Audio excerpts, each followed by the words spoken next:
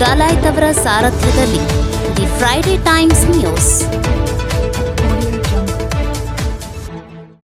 ಹುಬ್ಬಳ್ಳಿಯ ಸಿದ್ದಾರೂಢರ ಜಯಂತ್ಯೋತ್ಸವ ಅಂಗವಾಗಿ ಭಜನಾ ಸ್ಪರ್ಧೆ. ಡಿಆರ್ ಪಾಟೀಲ್.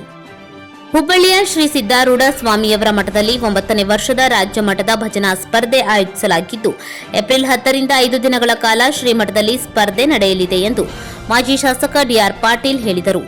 ನಗರದ ಪತ್ರಿಕಾ ಭವನದಲ್ಲಿ ಮಂಗಳವಾರ ಕರೆದ ಸುದ್ದಿಗೋಷ್ಠಿಯಲ್ಲಿ ಅವರು ಮಾತನಾಡಿ, ಏಪ್ರಿಲ್ 10ರಂದು ಬೆಳಗ್ಗೆ 11:30ಕ್ಕೆ ಉದ್ಘಾಟನಾ ಸಮಾರಂಭ ಜರುಗುವುದು.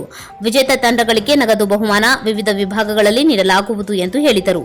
ಧರ್ಮದರ್ಶಿ ಶಮಾನಂದ ಪೂಜೇರಿ ಅವರು ಮಾತನಾಡಿ, ಈ ಭಜನಾ ಸ್ಪರ್ಧೆಯಲ್ಲಿ ಭಾಗವಹಿಸುವ ಭಜನಾ ತಂಡದವರು ಏಪ್ರಿಲ್ 4ರ ಒಳಗಾಗಿ ಶ್ರೀಮಠದ ಟ್ರಸ್ಟ್ ಕಮಿಟಿಯ ಕಾರ್ಯಾಲಯದಲ್ಲಿ ಹೆಸರು ನೋಂದಾಯಿಸಬೇಕು.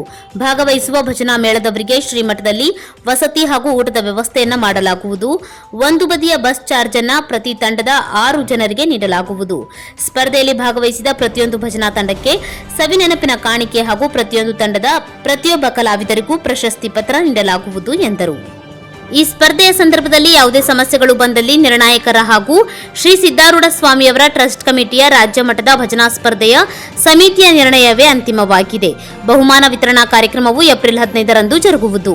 ಈ ಪತ್ರಿಕಾಗೋಷ್ಠಿಯಲ್ಲಿ ಬಸವರಾಜ್ ಕಲ್ಯಾಣ್ ಶೆಟ್ರ್, ಆರ್.ಇ. ರಂಗಣ್ಣ, ಆತ್ಮಾನಂದ ಶ್ರೀಗಳು, ಪುನೀತ ಮಹಾರಾಜರು, ಗುರುನಾಥ್ ಗೌಡ ಓದುಗೌಡ್ರು, ಗುರಣ್ಣ ಬಳಗಾನೂರ್ ಸೇರಿದಂತೆ ಮುಂತಾದವರು ಉಪಸ್ಥಿತರಿದ್ದರು.